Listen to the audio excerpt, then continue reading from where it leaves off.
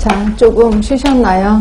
그거를 제가, 이게 공중보고는 진짜 너무 많아서, 근데 이런 것도 어쩌면 나올 수도 있어요. 체계 모형에 따라서 평가요.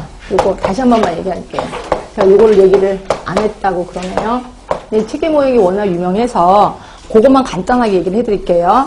자, 체계라는 애가 있어요. 체계라는 애가 있는데, 얘는 구성물질이 있어. 그러니까 주인공격인 구성물질이 있는데 얘네들끼리 상호작용해요. 서로 자기네들끼리 상호작용하고 얘가 하나로 뭉쳐서 하나의 체계로도 작동을 합니다. 그리고 외부에도 또 체계가 있을 거 아니에요. 얘네들도 상호작용하고 또 하나라도 뭉쳐 또 외부의 체계하고도 상호작용해. 너무 추상적이죠. 자, 내 몸을 생각해 보세요. 내 몸이 하나의 체계거든요. 그 내 몸 안에 구성물질이 많이 있어요. 많죠.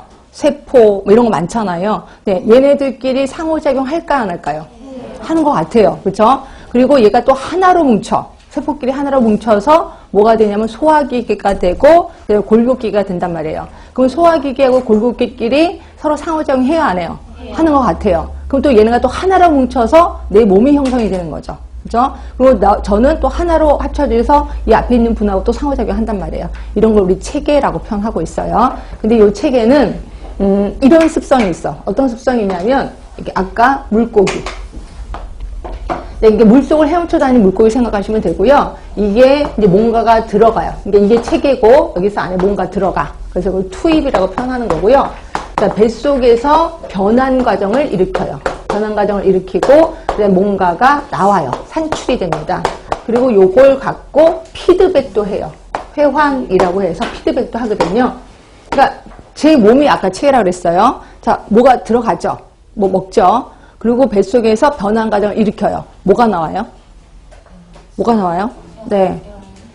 에너지가 나오는 거지. 대변이 나오는 게 아니라 에너지가 나오는 거예요. 그래서 대변은 그냥 부산물일 뿐이고, 그리고 내가 만약에 너무 많이 먹어서 좀 안 좋아, 그러면 내가 이제 굶죠. 그러니까 피드백을 줘서 굶게 되는 거죠. 그래서 결국 항상성을 유지하려고 노력하는 애가 체계다라고 보시죠. 항상성, 항상 그거를 유지하려고 노력하는 애. 그러니까 특히 뭐에 의해서? 회환에 의해서 유지하려고 노력을 한다. 하시면 되고요. 그래서 요 체계 모형에 따른 평가 범주예요. 그래서 체계 모형에 따른 평가 범주는 5개가 있는데, 투입에 대한 평가, 그 다음에 변환 과정에 대한 평가, 그 다음에 산출에 대한 평가가 있고, 그 다음에 네 번째가 효율성에 대한 평가가 있어요.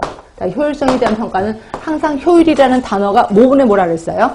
투입분의 산출이라고 했던 건 아실 거예요. 그리고 요거는 뭐냐면 돈은 조금 들어가고 산출은 왕창. 그럼 이거 효율성에 대한 평가라고 하는 거고요.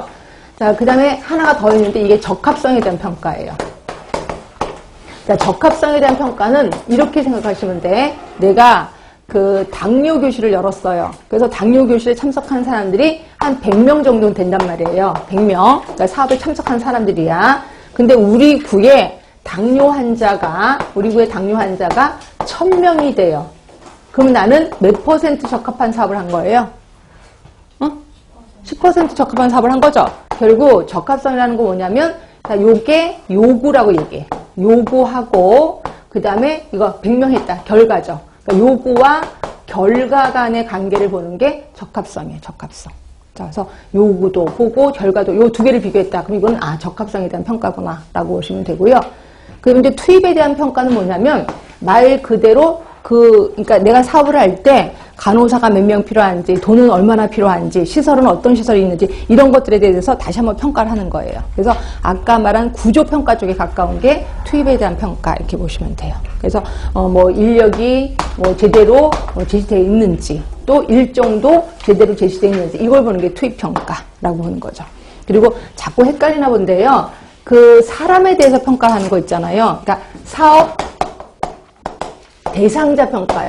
사업 대상자 평가 있고, 그 다음에 사업하는 사람을 뭐라고 표현할까? 사업하는 사람. 응? 사업 제공자. 그렇지. 사업 제공자 평가. 여기 좀 달라. 사업 제공자 평가는 어느 평가에 들어가? 투입. 그런데 사업 대상자 평가는 과정평가에 들어가요. 변환 과정에. 왜냐하면 내가 노인분을 대상으로 사업을 해. 그럼 걔에게는 그냥 노인분이라고 하지, 뭐 노인분의 키는 몇 센치고, 그 다음에 지식은 어느 정도 있어, 이런 거 평가 안 하잖아요. 그냥 노인에 대해서만 얘기를 하고 있고, 그래서 첫날 첫날 사업을 시작했을 때 여러분을 평가하게 되는 거죠. 그렇죠? 그러니까 이런 거랑 마찬가지야.